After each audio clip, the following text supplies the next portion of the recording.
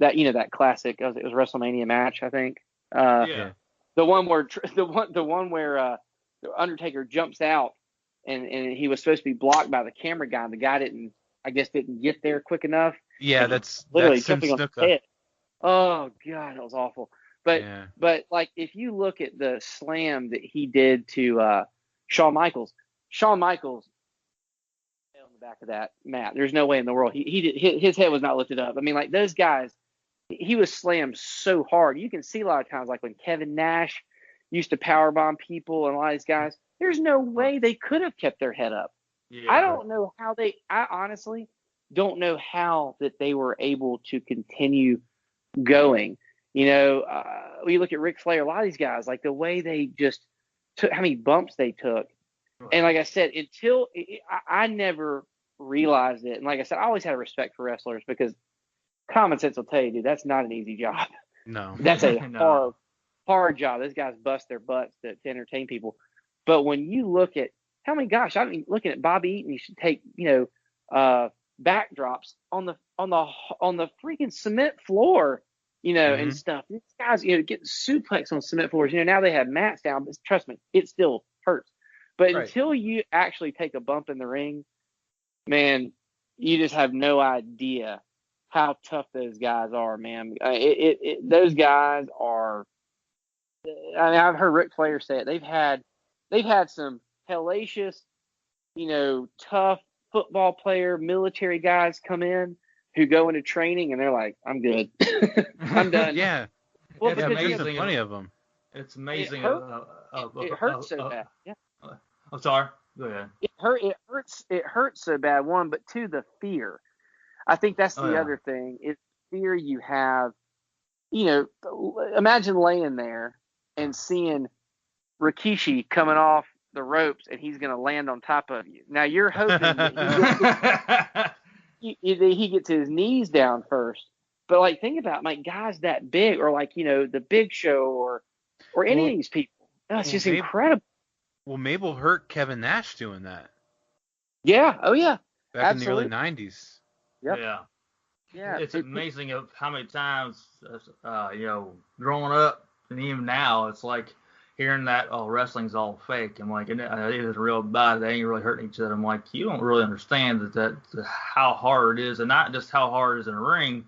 Yeah, but you're going from town to town, traveling in that condition. I mean, you're going, a lot of times 6 days a week, sometimes 7. Just it's rough on the body. It's just you're doing these matches, and like you're saying, all that pain, and then you're traveling all the way around just to try to get in shape, stay in shape, and it's just crazy. It's hard living, and that's why you say it's a lot of people can't survive doing it. And one of the things that I think would be kind of difficult is guys like Brock, like Jake Hager, and Bobby Lashley, who do MMA where your whole purpose of them is to knock the guy out, and do the exact opposite with wrestling, where you have to protect them.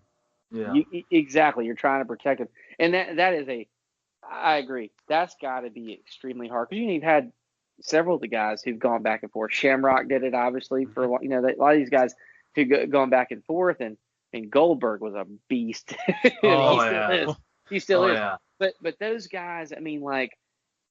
To have to control yourself enough where you can show people one thing, but also protect the other person at the same time. And I just, like I said, I'm a massive wrestling fan, and I just, like I said, I have just so much respect for these guys and what they do and what they've done, and I mean, clearly, like I said, today, how much wrestling do I watch? I mean, very, very little. One, because I've got kids, and right. I've got my job and everything else like that, so I don't have as much time to watch wrestling anymore. But Lord knows, I watched enough wrestling from the time I was probably 7 years old till I was 18 for about 8 million people. But I think that I mean, like I said, I have such a strong respect for them, and I just like I said, it's one of those things where watching athleticism like that, but also into an art form, really, where it's like Jim Ross actually said it one time. It's kind of, I forget exactly how he said it, but he was saying how it was kind of like it was art, It's like a choreographed it's like a choreographed fight. I mean, you're literally watching somebody fight. They're there to make you believe they're in a real fight. Mm-hmm. Well, just like right. you go to a movie and you watch The Rock or Vin Diesel beat the pure heck out of somebody, and reality they're not.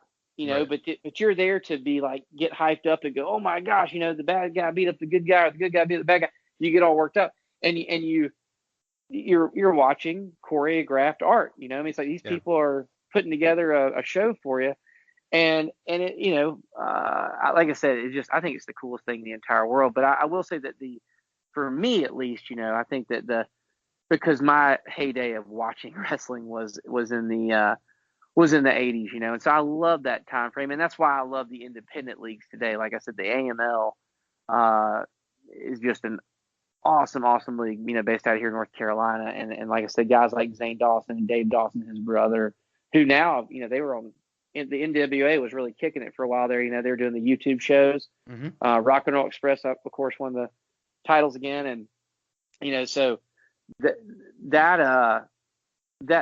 kind of just old school feel, Mm-hmm.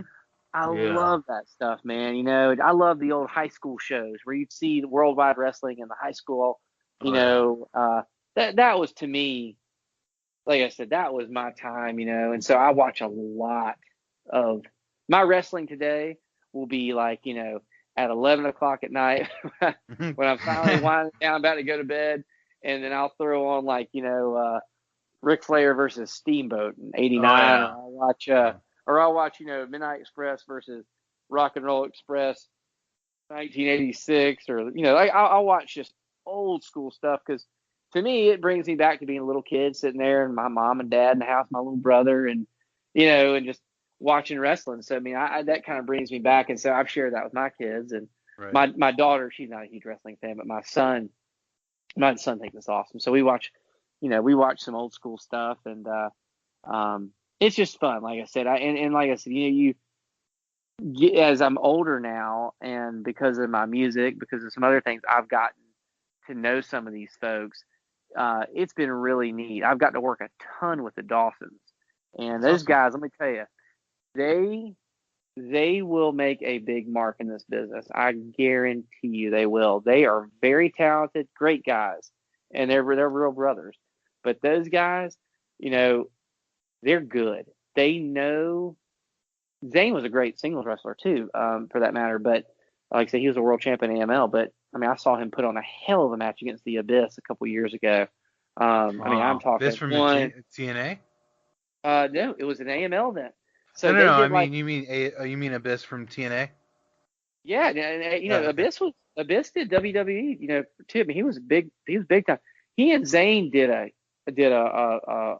program there, and I forget. I took my son for his birthday, and I actually got the table that he threw the Abyss through. Zane gave me half the table, I think, so I took it home.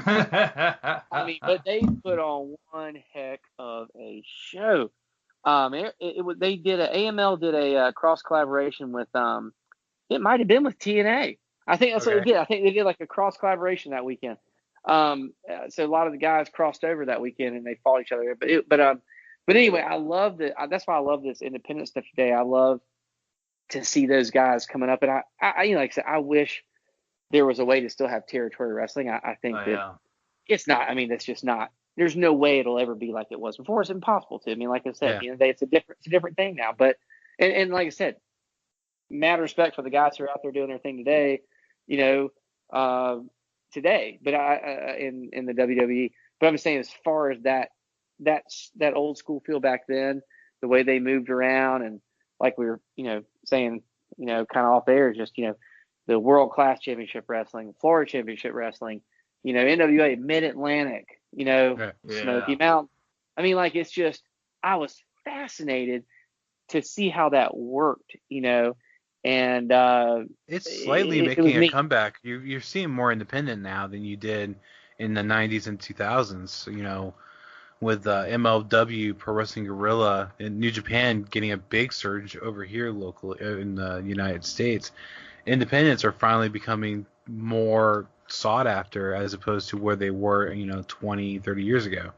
Oh, 20, yeah. Yeah, well, hopefully that kind of trend will continue. I mean, like I said, as far as the way it was, I mean, we know there's not Yeah, going to be for that, they're but I think not. it could definitely, like I said, a resurgence that would be really neat to have something, Yeah. kind of where there was something else to watch. Yeah, and you got to kind know, of credit the Young Bucks for that, because Young Bucks are what drove the attention to the independents. And then you had a group like AEW form out of mainly, besides a couple of guys from WWE and whatnot, mainly independents guys, including from New Japan. Well, that I'll tell you what, man, that AEW, that is strong stuff right there. Yeah, it is. I enjoyed that. I just That watched earlier today.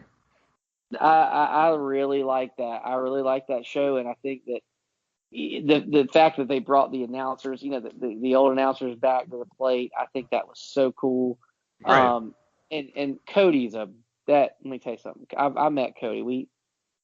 I guess we talked a few years ago. He was here with I guess it was at Ring of Honor. That's Yeah, it what would have been Ring of Honor. Yeah, he was here with Ring of Honor, and I went out to see a show here. One of my friends, her name's Kelly Klein. She's so talented.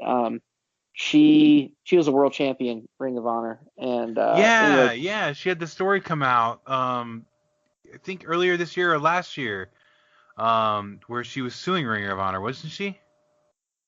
I don't know if she. Oh, you know what? She might have been. She might have been. She might have been. I tell you, she's married to former pro wrestler, a very popular guy. I can't think of his name right now. I think he was on the production side. He had retired from wrestling. What is his name? You'd know in a second. I can't think of it. I can't think of it either, but I know that name, and I want to say she. Yep. Okay, so I had to pull this up real quick because when you said the name, I knew it immediately. In November 22nd of 2019, she was let go by Ring of Honor for while she was recovering for post-concussion syndrome.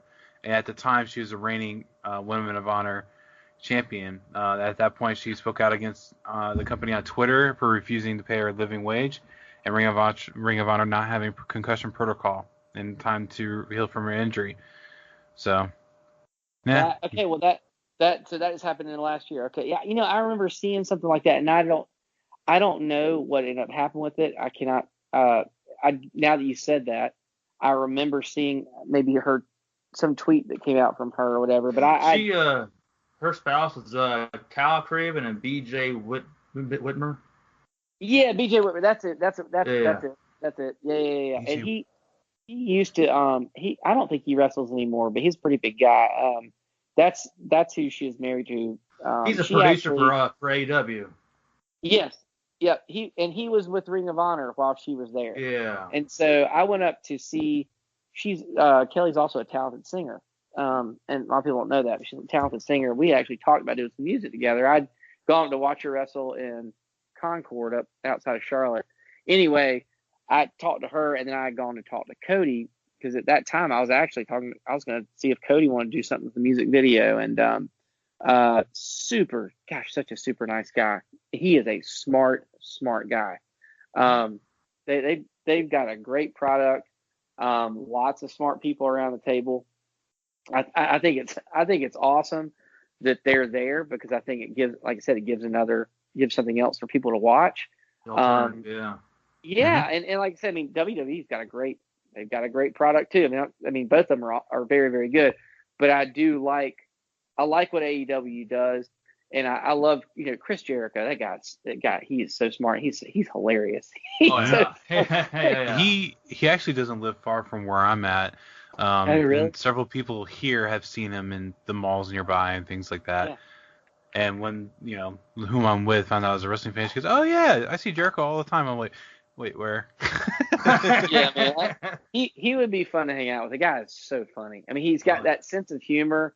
Is just, he's a funny guy. I think he has a good time out there, and seems like a neat person. But yeah, I mean, I think that, like I said earlier, I think what you guys are doing good is good stuff because it's like people love talking about the old school days. And like I said, I spend tons of time listening to podcasts all the time.